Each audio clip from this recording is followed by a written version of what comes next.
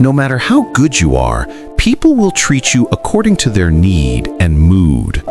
This is one of the quiet, sobering truths of human interaction, a lesson that often arrives not with a bang, but with a series of small, accumulating disappointments.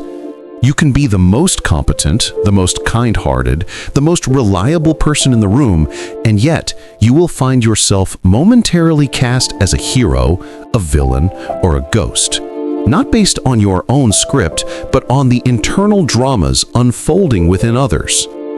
Consider the workplace. You pour your soul into a project, delivering results that exceed expectations. You are diligent, innovative, and supportive of your colleagues. For a time, you are the golden child, indispensable and praised. But then, a senior executive has a bad quarter. Anxiety trickles down, and the mood of the organization shifts from innovation to survival. Suddenly, your thoughtful, long-term proposals are met with impatience. Your creativity is now seen as a risk. You are the same person with the same quality of work, but you are being treated according to a new, pervasive need for security and a mood of fear. You are no longer good. You are either an asset to be leveraged or a liability to be managed. This principle extends into the more intimate theater of our personal relationships.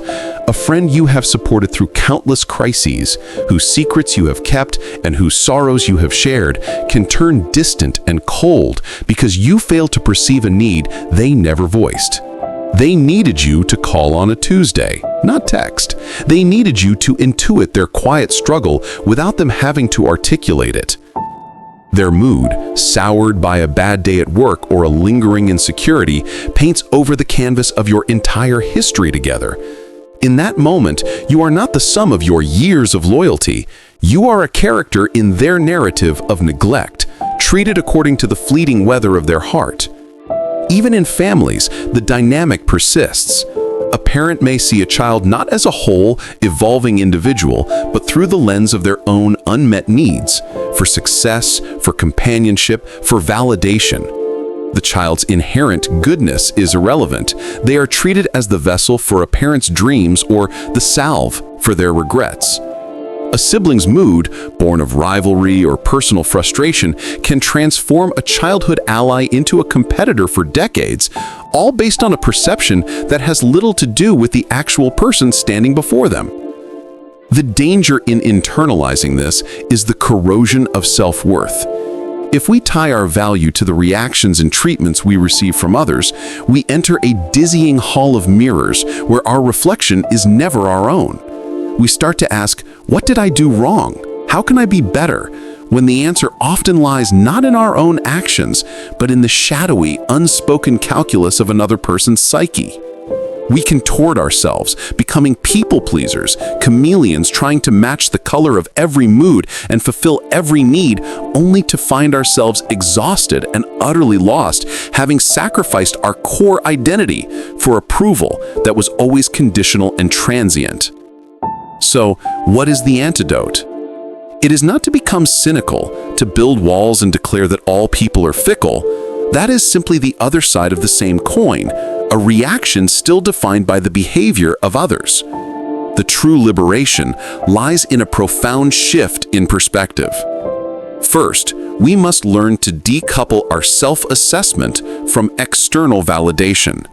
Your goodness, your competence, your worth, these are not currencies to be spent in the market of other people's opinions.